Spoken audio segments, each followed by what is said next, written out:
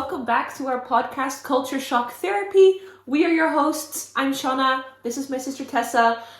We're two sisters, and where we get into a whole lot of therapy for all of the culture shocks we experienced growing up as third culture kids. So today we will be getting into Tessa's story. We'll be getting into that really soon.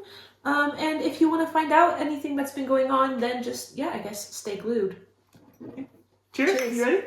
So I was actually thinking, instead of diving right in like we have done in the past couple episodes, our whole goal is to be kind of like raw and vulnerable in this. And as unedited as possible. Exactly. So I was thinking, why don't we start with, how are you today? Okay. Like just like as a small little check-in of how you're doing. Yeah. I mean, that is what we cover in therapy a lot as well. So I guess it works. So yeah, how are you feeling? Are you excited for today? Did you have a good day? Did you have a bad day? I am actually feeling pretty excited. I'm noticing that every time we're gonna film, I'm really excited, and it really does give a lot of energy. How I'm feeling other than that, pretty good. Had a good day, had a busy day, lots of meetings and things like that. But it was good, it was productive. And excited to be doing this, and every time we're filming we take it a step further in quality and making sure that's good. How are you? I'm tired, to be honest. We have not been sleeping well with Bo. I think he's in his 4-month sleep regression. Oh yeah. So that's been a bit brutal, but I am also really excited. I love these moments that we film together. And we're kind of like forced to hang out every week now. Which I love as well. We do hang out a lot. And I love our moments like before the podcast where we're standing outside with a cup of coffee and just like chatting about how we're going to do it. And afterwards we'll always listen a bit and reflect on it.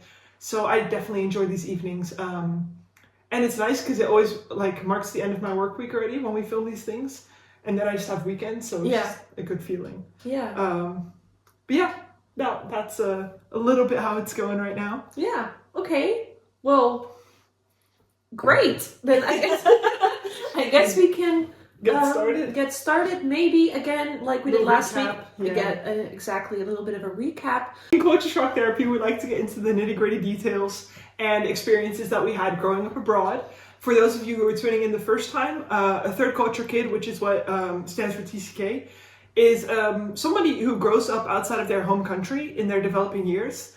And because we actually spent all of our developing years outside of our home country, I feel like we're kind of hardcore TCKs because it was like in 10 different countries as well. From birth. Yeah. We weren't even born in our own country. Up until 20 in my case. Yeah, it's crazy ride. So we get into the nitty-gritty of that, and last time we covered a bit of what Sean experienced, and that was fitting in, that you really had trouble at some points, and what that was like for you when it started, when it kind of started to get better. Yeah. And it also took a whole side road down. Fitting in didn't just have to do with third culture kid, but also being bullied and being different than other kids. Yeah. So that was a raw, emotional podcast.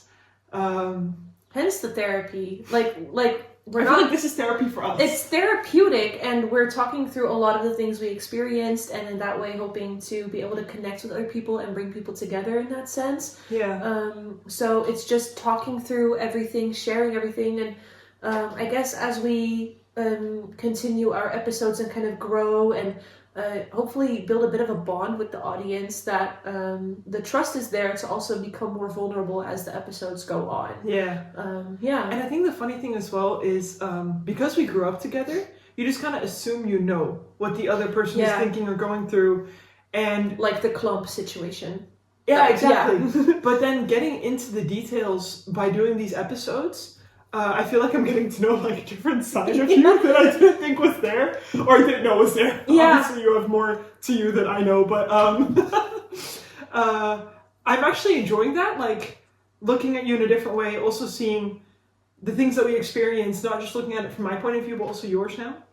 Yeah, and that's also kind of what I'm excited to get more into as we go into your, you could say, side of the story, but like one theme that was kind of stuck with you through those years that you want to talk about today is getting a deep dive into how you experienced that. Because I know we were different in our experiences, and it was fun. Well, fun is different, but it was good to be able to share like with you what my side was. Yeah. So I'm like really curious what the things are that you're going to be sharing today.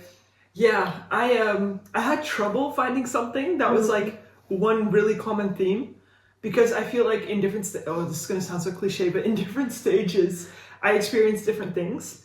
Well, that's really normal, I guess. Yeah, of course. But I just didn't feel like there was one thing that like stuck with me the whole time. Because at one moment I loved being a third culture kid, other moments I didn't like it that much.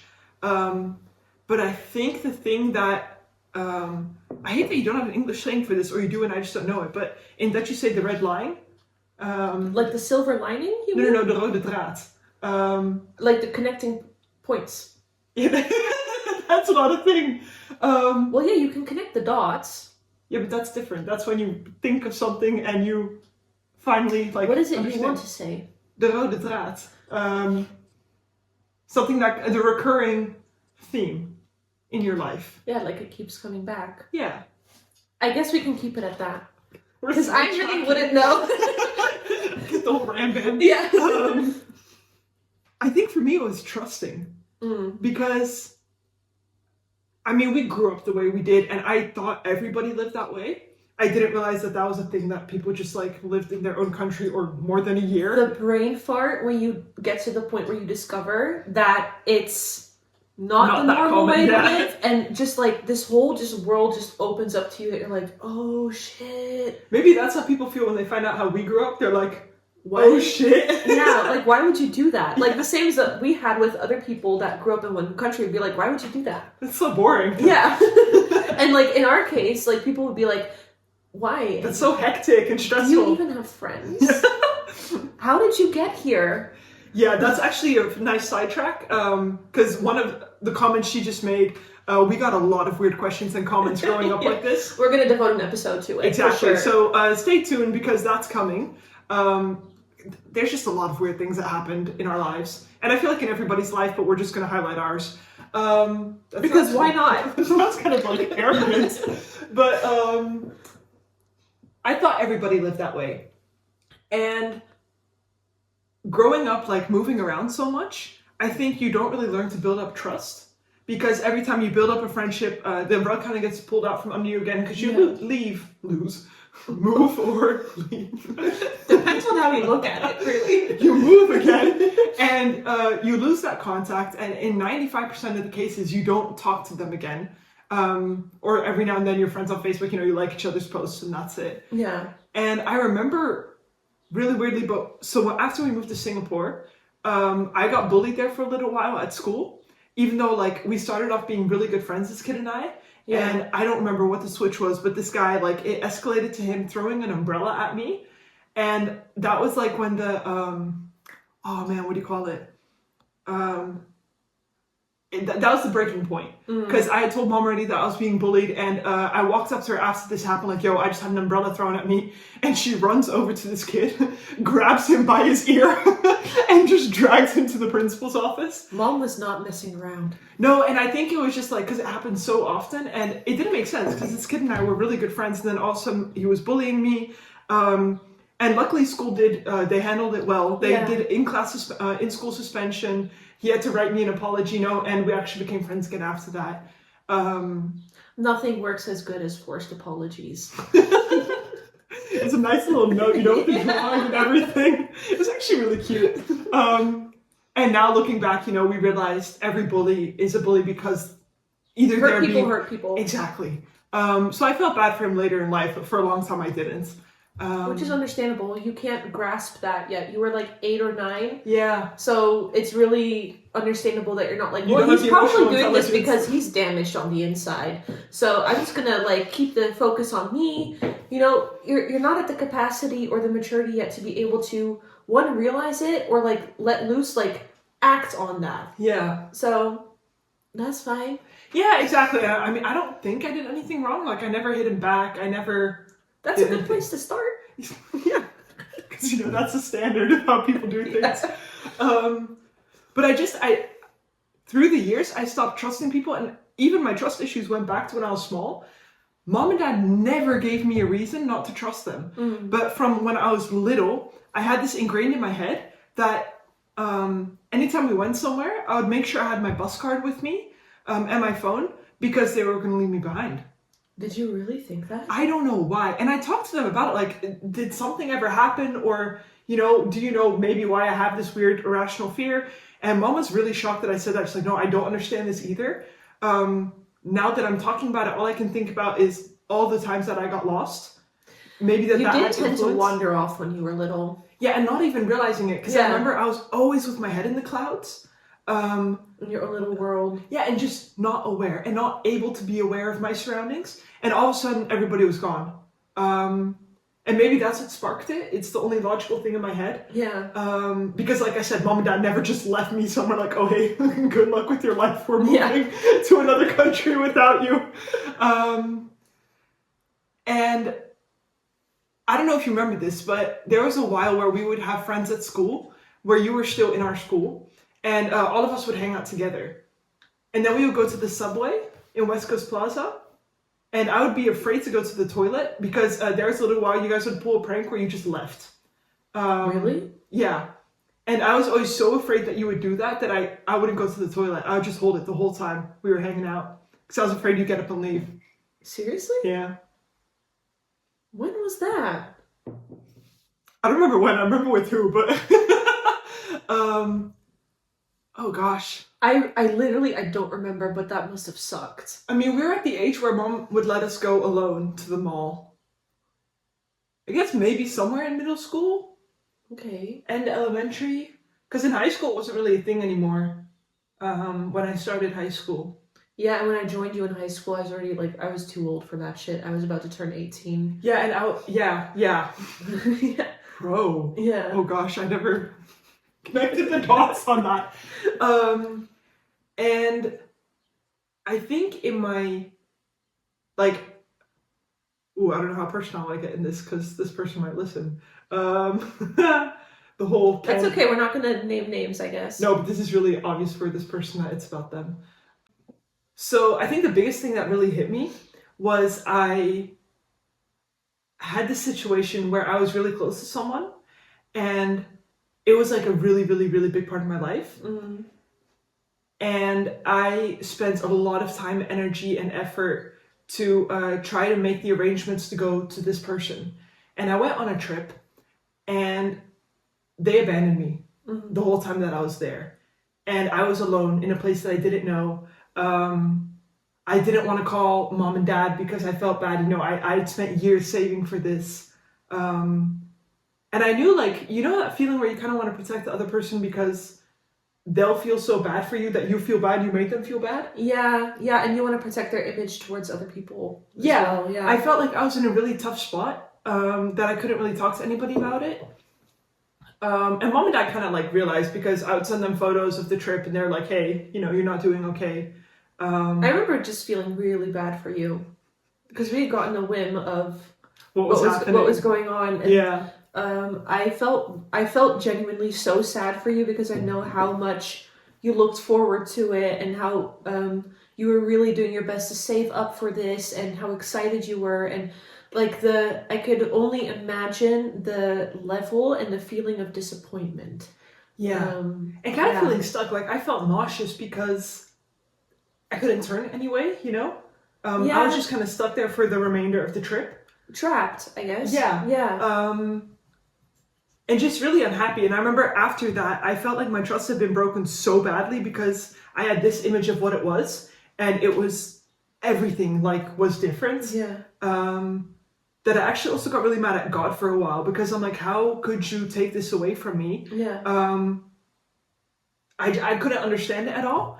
And the funny thing is that later I actually learned when God takes something away from you that there's a reason for that. Yeah. And he actually always gives you something in place.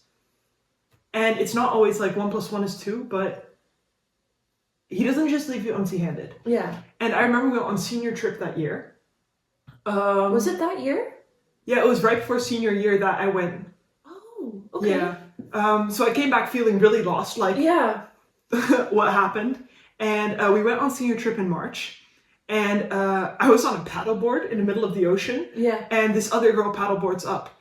And I think we spent like 3 hours sitting on our paddleboards and just chatting. And we became so incredibly close and burned. Oh my lord. Yeah, the sunburn was burned. unreal that trip. Because 3 hours on the ocean where the water is just like beaming the sun into your face. But through that trip we got really close, and this girl actually also really challenged me in why I blamed God, and pushed me towards God in a nice way, not the annoying way of you need to go to God. And I realized after a few weeks of becoming more and more close with her, I'm like, oh, God was making room for this. Yeah. And this is better for me. And it just gave me so much Peace, maybe? I guess, an affirmation of, hey, it is okay. But the months before that were just kind of so hectic and turmoil because my fears that I had all those years had been reaffirmed. Yeah. So, like, it became, I mean, I guess a self-fulfilling prophecy sounds a bit like it's your fault, because that's absolutely not what it was. But it's kind of like this thing that was lingering in your mind, right? Like this whole trust thing and it being a fear thing. And you're trying your best to work through that, and then you go on this trip that you really worked really hard for, and the rug being pulled out from underneath you, and your trust being broken just really reaffirmed that fear. So I guess it made it a deeper rooted thing. Yeah, and it's like, don't think about a pink elephant. Yeah. You're going to think about a pink elephant. Yeah. What you focus on is what you experience often. And I think it was the first big thing that I had to deal with in my life that was, on me in that sense. The first big, I mean, it was a heartbreak, honestly. It wasn't romantic. Friendship breakups hurt really bad too. Exactly. Yeah. It was the first big thing I had to deal with. And it's the first kind of friendship breakup you experienced it without it being because you guys moved away and just lost contact. It was really... It felt personal almost. In your face. Yeah. And in a place that you kind of felt trapped and powerless, I guess. Which made it... And you were far away from us. And she was the person I would talk to about these things, but I couldn't now, you know? Yeah. So it was just like layer upon layer of trust being broken, the pain hitting. That was so genuinely unfortunate. Yeah, but the funny thing is, now that I'm thinking about it, I think it's good because it prepared me for what came next. Absolutely, but hindsight is always 20/20. But in the moment in itself, you can't really see that yet. Yeah. So I think it's good that we focus on the things that we can do now, and we're going to dive into that. But I think it's also good for little you to get the space in that moment to be like, you were grieving at that time. Yeah, and you didn't know what the reason was. Yeah. And that's okay. And then you have the room to grieve, and you from now can look back and be like, it made room for this thing. Yeah. But it's also good to take the time, because I don't believe in toxic positivity, to be honest, because sometimes life just sucks. Yeah. And things suck. So I think you now can just kind of reflect and comfort the younger you, or like what we call the inner child of the one that was damaged and hurt and didn't know what the purpose was. Yeah. With you now knowing what the purpose was. Yeah. And you know how, like, okay, now that I'm raising Bo, I thought a lot about how I want to protect him from everything. Because my first instinct is to protect him from everything. Oh, he doesn't like, for example, water in his face, then I'm not going to put water in his face, But protecting your kids from discomfort teaches them to not be able to be uncomfortable. Mm-hmm. So it's actually setting them up for failure later in life. Yeah. Because they can't regulate or deal with it. And that hit me like a ton of bricks in the face, because I don't want my kid to be uncomfortable. I don't want him to have pain. He had to, when he was 3 weeks old, we had to laser his, I don't know what it's called in English, but the little muscle. Underneath your tongue, right? Yeah. Because it was it was a tongue tie. Yeah. I think that's the word. It was too tight. He couldn't drink well. And it would give problems later in life. And we were at the dentist who was going to do this. And Koen said to me, do you want to be with him or not? Because I was crying already, obviously. I was postpartum, 3 weeks, hormonal, my kid. I love him so much. And somebody was already like with a glove going through his mouth, and he hated that, so he was already screaming. And the dentist said, you can step out if you want. I'm like, yeah, but what kind of mother am I if I can't be there when my kid cries? So I just... Oh, you're really touching on your own feelings of discomfort there. What do you mean? Like, in in wanting to be there for your son, build trust for your son that he can come to you, that you're there for his discomfort. Yeah. You're willing to kind of break through or sit through your own feeling of discomfort. Because I guess the easiest thing to do would be to leave the room, because then you don't have to be confronted with his uncomfortable feelings. Yeah. But you're kind of rewiring your brain, I guess, to sit through your discomfort to build the trust for your son that you will be there. It's funny because having a kid changes you in ways that, like, obviously your body changes and your hormones or whatever, but it's in ways you can't, like, think of beforehand. I always had a problem with boundaries, like, setting boundaries. Yeah. But now that it's about him, I'm not going to let him have discomfort that's unnecessary, like, not the kind that they need to learn to go through, but I'm not going to let him have discomfort because I can't set a boundary. If he's crying and he doesn't want to go sit with someone else because I know that he needs rest instead of cuddles from someone, I'm going to keep him with me. If that offends the other person, that's no longer my problem. And beforehand, I would have, weaved my way around it so that I don't offend anybody. Yeah. But now that I have Bo, it's just like... He comes first. Yeah, he's my priority. So I'm kind of forced to set those boundaries. And it's hard sometimes. Oof. And at the same time, sometimes I'm standing there like a mama gorilla, like, come fight me. But I sat there in the dentist's office, and so Bo was at the head of the table, and Koen was like next to him holding his hand and holding his face down.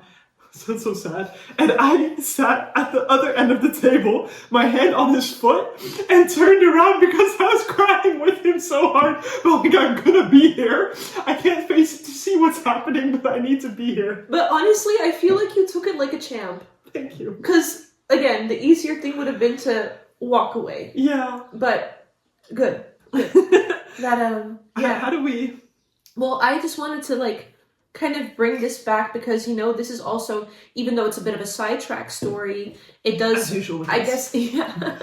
I guess we could connect it to the whole trust aspect and how you're wanting to make sure that Bo and in his relationship with you and him as he, grows up and gets older, has a solid trust foundation. Yeah. And you're learning the lessons from what you experienced, I guess, and trying to make it better for him. I do want to kind of get, we said nitty gritty. Yay. So we're going to get nitty gritty. If you're okay with it, obviously. What do you want to know? Because boundaries. I want to ask, in your whole process of dealing with the break of trust and restoring trust, and then also trust in yourself, trust in other people, and developing all of that. How was it for you when we came to Holland? Yeah. And in those first few months, things happened the way they happened. What did that do on your view and feelings of trust? And how did it trigger little you from not being able to trust? The funny thing is, I feel like that's what this whole thing prepared me for. Those first few months in Holland. So, for the people who don't know, we moved to the Netherlands and we had a reverse culture shock thing of, we look like Dutch people, so everybody expects you to just fit in, but you're not. Yeah. And I think we went back thinking we're going home. This is our home country. And realizing that we did not feel at home. Exactly. And I remember also thinking, I don't want to sidetrack too much. No, it's fine. But I was like, we've moved so many times. This will be fine. This will be fine. It's piece of cake. Yeah, piece of cake, piece of pie. We've prepared for this so many years. No problem. Forgetting that we hadn't moved in 10 years, in the most important years of your life. Back to your home country in a place where people no longer live the way that we did. Yeah. I think that gave me like a proper identity crisis. Yeah. Because for the first while, you're Tessa and Shauna from Singapore, but you know that that's going to fade if you don't go back international. Yeah. We can get into that, I guess, in a different episode because that's a whole... It really is. The whole unraveling that happened and the identity crisis for sure. I think we can spend a whole episode on it. Yeah. So stay tuned for that. Yeah, so we can deep dive.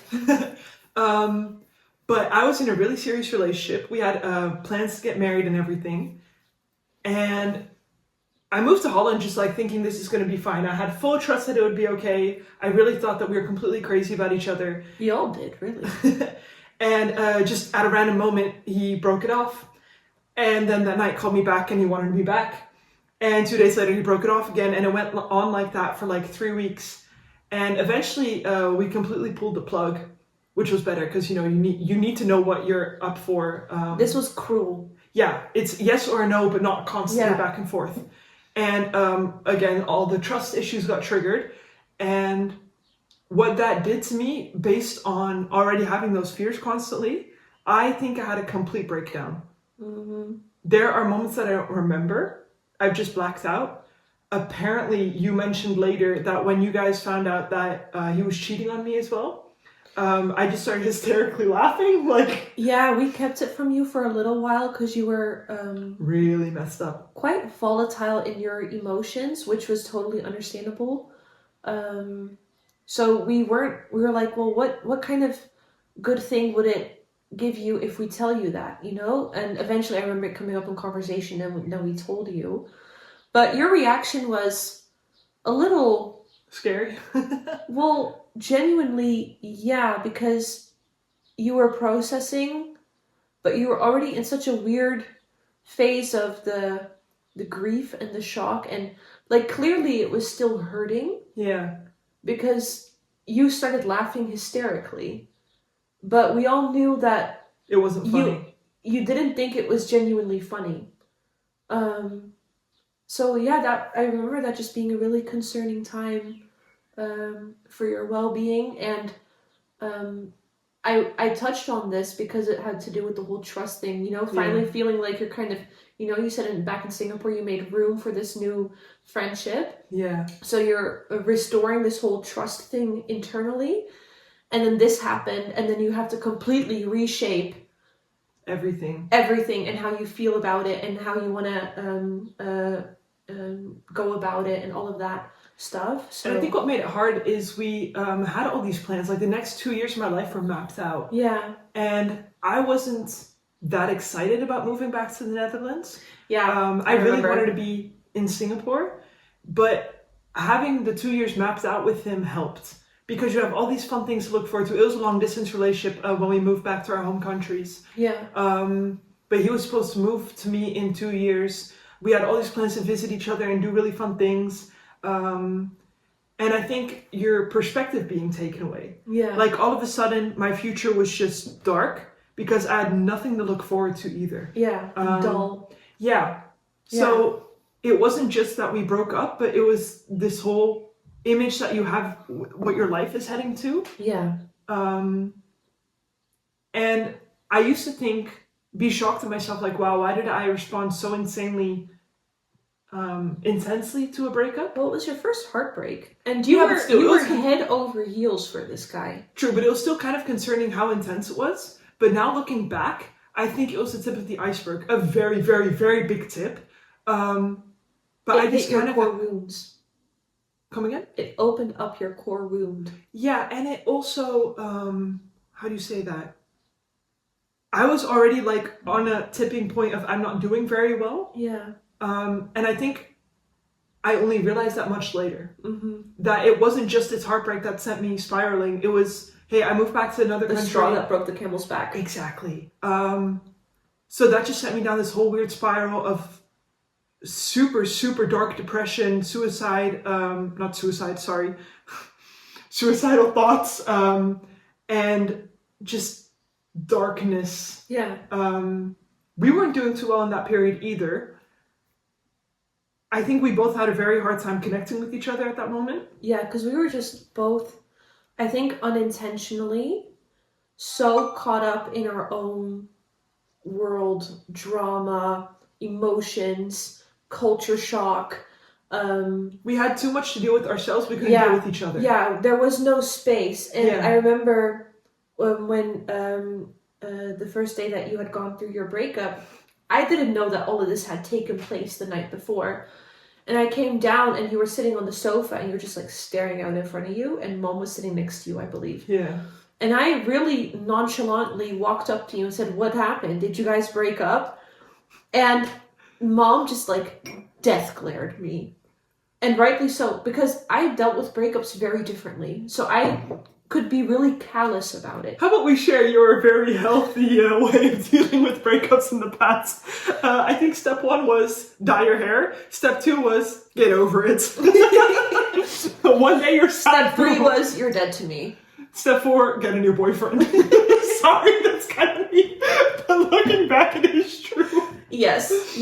Or you get Correct. one boyfriend to break up with the no. What was it?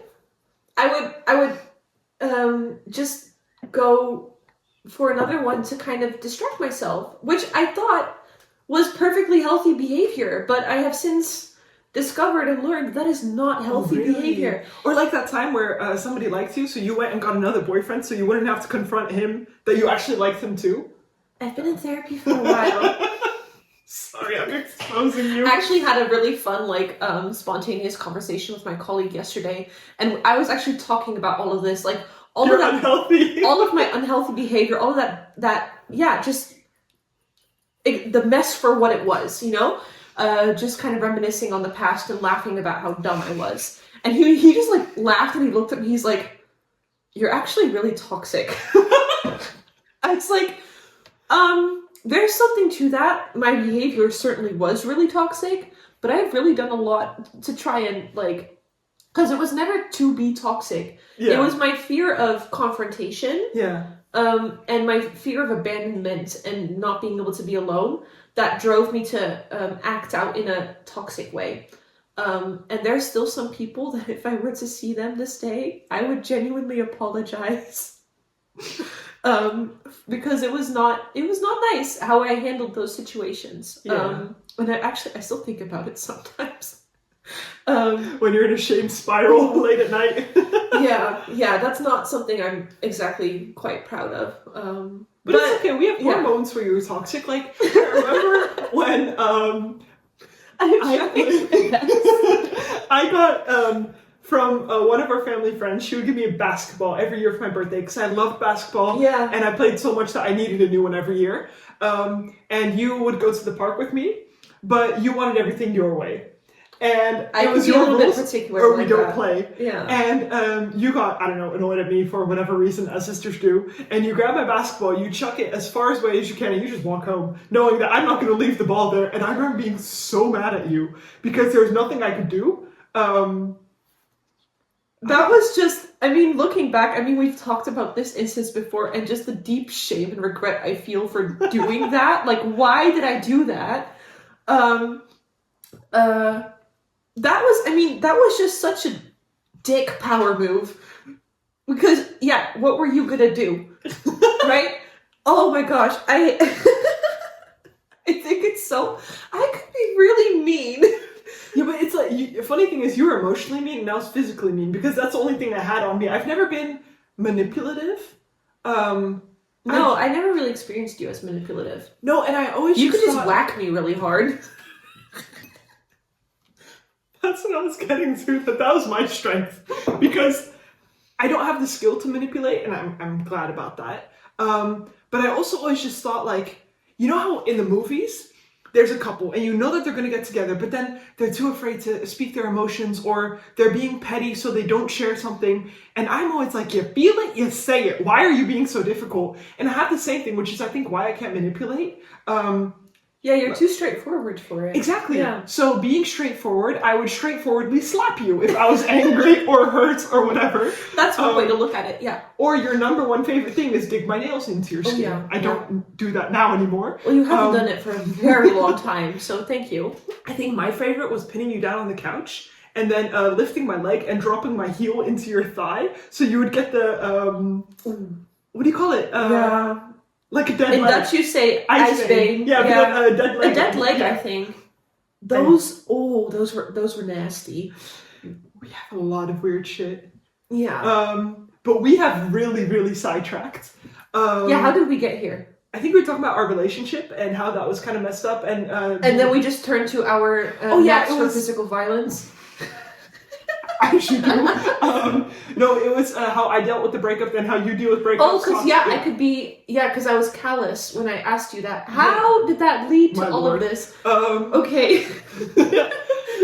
But to rewind a little bit, we were not doing very well. We didn't have space for each other. Yeah. You could not understand why I was grieving for more than one day. And I could not that understand. genuinely did not make sense to me. Yeah, and I that couldn't sounds understand so that you were dumb. so... Well, like, for me, right? I'm calling myself dumb here. Because how could I not? Like... But I think, like we obviously- said, we didn't have space for each other. Well, but, like, aside from that, I mean... You could think that a heartbreak and an engagement break off so suddenly and being toyed with your emotions like that, you like any logical thinking person would be like that could take more than a day to recover from. But I was just like, bruh, it's been a day. Like, why are you crying? I feel like a lot of people. This is really... so embarrassing. The funny thing is, though, that was like a day after the breakup, and then we had to go on introduction camp at school. That was rough. It was, but what do you call it? You were the person I looked for when everything went to shit, and you were there for me. So even though we were doing bad, this is gonna sound bad. I was gonna say when you were all I had, but I mean like. Well, in that moment, we were all we had because we were in a camp far away from anybody we knew. Together. Yeah. I mean, there were a lot of other people we just didn't know them. Yeah. So it's nice to look back that when I needed you at that moment, you were there, and you tried to convince the camp leaders to let me go home. I did. I put up quite a fight. Yeah, and then they're like, oh, but you need to stay till after the activities. So I got home at like 11:30 at night, and I had to get up the next morning at 5 because I had to come back to camp. I remember fighting them on it. Like, what is wrong with you? Like, why? And the funny thing is, like, I feel like we sometimes forget that we're autonomous people. I could have just gotten up and left. Nobody was going to physically restrain me. Yeah, and I guess, I mean, we're saying that a lot this episode, but that's a whole nother episode we can dedicate to, is how this whole obedience thing got drilled in us. Like to a toxic point, actually. Obeying someone that was in an authority position or older than you, it was a given. And we did not dare to venture off of that. So they said you had to stay, so you stayed.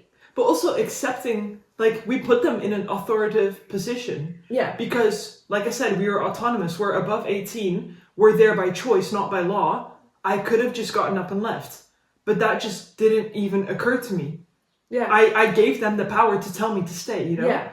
I think now I'd just be like, well, have a nice day, and I would leave. Yeah, see you never. Bye. Yeah. I mean, that's really one thing I love about my husband, that he has that no shit vibe.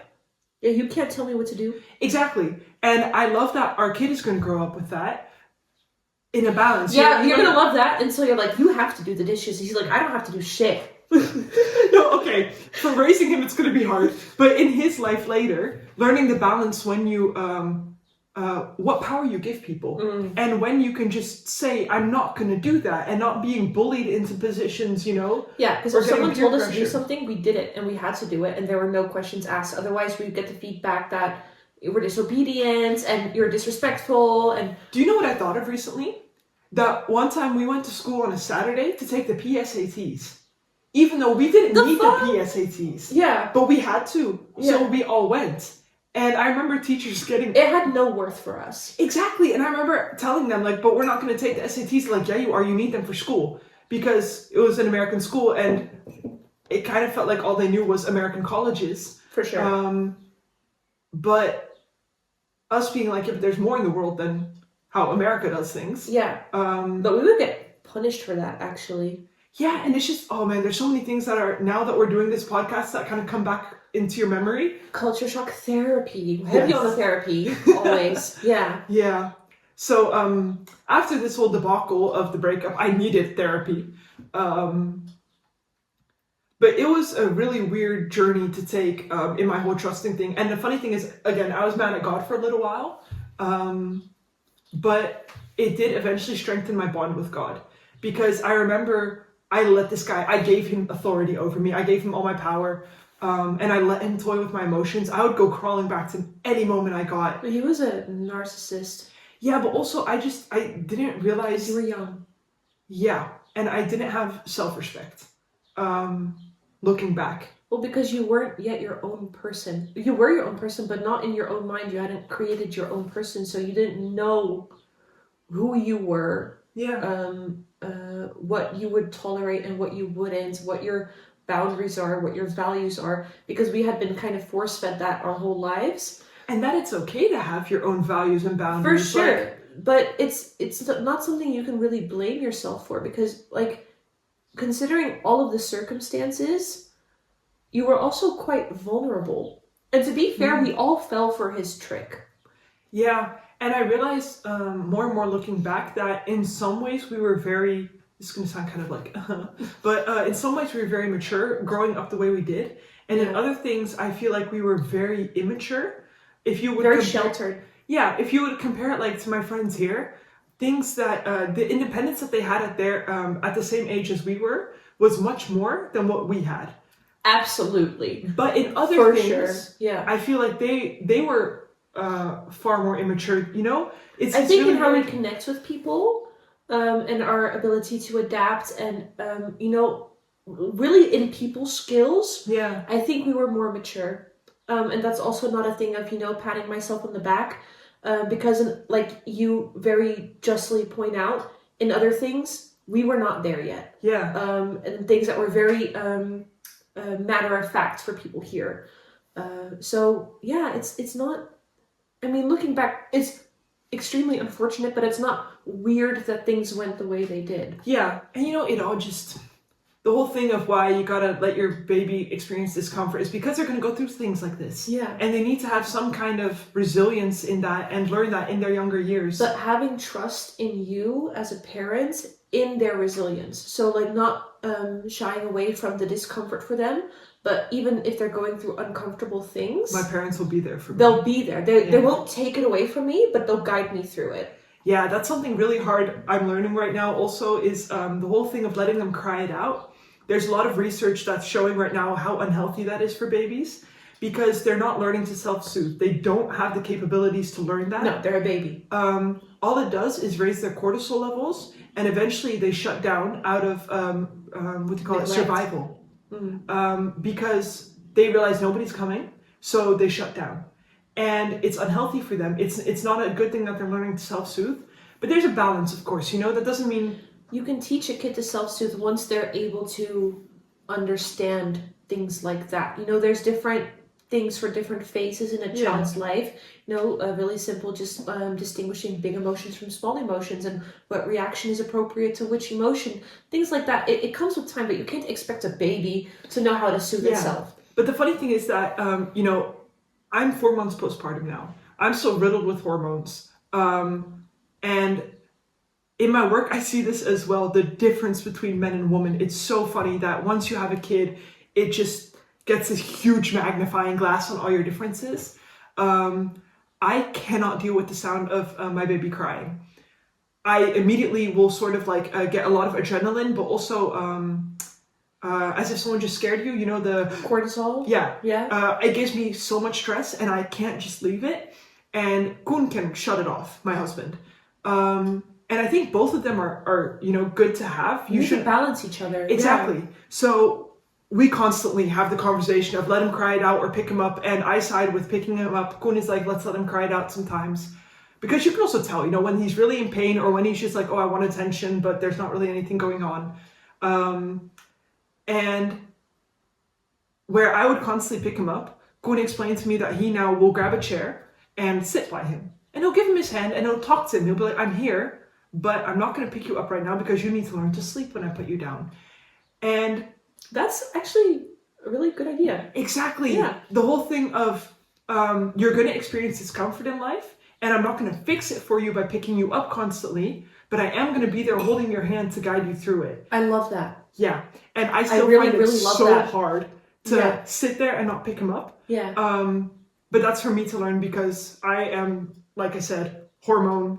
Yeah, and you know, give yourself grace through that. But that's kind of what I touched on just now is, you know, not taking away their discomfort, but showing them that you're there with them through it. Exactly. We're not letting him cry it out of, hey, deal with it, shut the door, we don't want to hear you. But it's also not constantly taking away the discomfort. And now that I'm saying it, it's making more sense to me why he's doing that. But it's still just really hard sometimes. We're talking through it all. Things are making sense.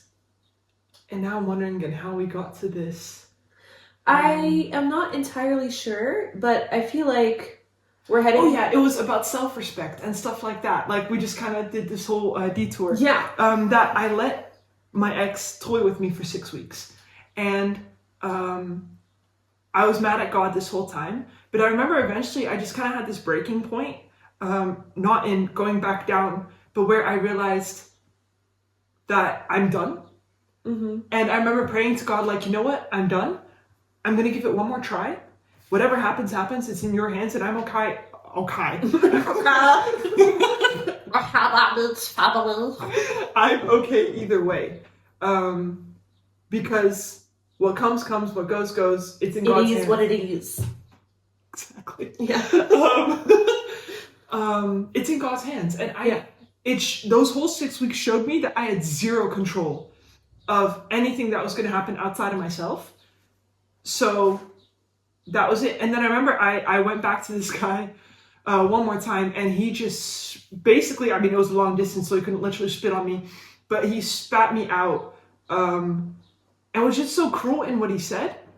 Yeah. But it was okay. I hated that so much for you. I hated that you had to go through that. Yeah, but do you know, there's this story, animated story from Max Lucado, called Stars and Stripes. Have you ever read it or anything? I'm sure we did, but I can't recall it right now. We had a dedication service for Boaz 1.5 weeks ago, and they said you can choose a book. And we chose that book to give to him because Stars and Stripes is about this little wooden guy called, well, in Dutch they call him Wout. I don't know what his English name is. What a name. And they live in this city where everybody has stars and, no, not stars and stripes, I'm sorry, stars and circles. It rings a bell. Dots. I remember the pictures in the book. Exactly. Yeah. And anytime you do something good, you get a star. And, you know, other people stick a star on you. But if you do something bad, or they think that you're ugly, or you have a chip in your paint or whatever, they'll give you a dot. Not stripes, sorry, dots. And that this little guy, Wout, all he has is dots. And because he has so many dots, he gets more dots, and it makes him depressed, and he's just feeling really down because he can't do anything, and he tries so hard to fit in, and he fails because he's trying so hard. And eventually he meets this girl who doesn't have any dots, but she also doesn't have any stars. And he's like, whoa, you know, why are you so different? And she says, I go to my maker every day. And he's like, okay, well, what does that do? It's like, you should go. And Wout wants to go, but then he decides not to. I think maybe he's nervous or whatever. But the next day he's like, you know what? I'm going to go to my maker. And his maker is Eli, the wooden craftsman. And Wout walks into the store, and the first thing Eli says is, Wout, I'm so happy that you're here. I had a goosebump. I know, me too. Yeah. And Wout is like, huh, you know me? And he's like, yeah, I made you, and I'm so proud of you, and I care about you. And Wout is just kind of like flabbergasted. And then Eli mentions, like, hey, I see that you have a lot of dots. You know, and he's just constantly encouraging him that he is okay in who he is. And Wout asks, how about that girl? Why does she not have anything? And he's like, because she finds her worth in me instead of in what other people think of her. And why am I constantly forgetting why I'm saying things? I don't know, but I am fully riddled with goosebumps because this story, it's just such a touching story. Yeah. And I love that I get to read this to Bo because I want him to learn that his worth is not in what other people say or think about him. And I think that's what I realized in that moment where I gave my ex one more chance and it didn't work out. It didn't matter that he completely, you know, belittled me and was so rude and mean to me. I didn't care anymore because his opinion needed of that me, to not care. Exactly. Yeah. I needed to go back to him that one time. So in that sense, looking back, I'm okay with how things went. It taught me so much also that it mattered only what God thought of me. And that's how we strengthened our relationship again. But not caring if you get a star or a dot. It was just, it is what it is. And I will continue on with my life. He does not determine my worth. And then there's a whole, you know, another journey of self-finding myself. Well, what do you call that? Self-discovery. In you know, building up your own respect and your boundaries and whatever. Yeah. But, oh gosh, that was like a whole... That's okay. I actually think that's a really nice note to end on. Yeah. we've gone on plenty of sidetracks, but I think we had a really nice. They came together pretty well. Yeah, they did. They combined even things from last week, and I think we had a really nice conversation. And I hope people that listened also really enjoyed it or related to it, or just felt maybe heard or seen. So I think that was really nice. Thanks so much for sharing. Thank you. Do you kind of want to get into what we will potentially be discussing next week and go ahead and outro us? So our next episode is going to be all of the weird things, like we mentioned earlier, all of the weird questions that we got growing up as third culture kids, all of the weird experiences. Some of them will be directly related to being a third culture kid. Others are just weird experiences because we have so many. And I think any other third culture kid will listen to that episode and be like, haha, yeah, I had that too. Or like an even weirder story. Exactly. And we want to hear those. So please share them with us because we like to laugh. So stay tuned for our next episode. It'll be dropping next week. These past 3 episodes we have dropped at once, hopefully get you a little bit hooked, And I hope you enjoyed getting to splurge on our podcast. And now we'll be uploading every week. We're really looking forward to seeing you back again. Thank you so much for listening. If you feel like this resonated with you or somebody you know, please share it with them. Join the Ram Bam fam. Ram Bam fam. So thank you so much for listening. We had a really good time. I hope you did too. And we'll see you next week. See you next week. Bye. Bye.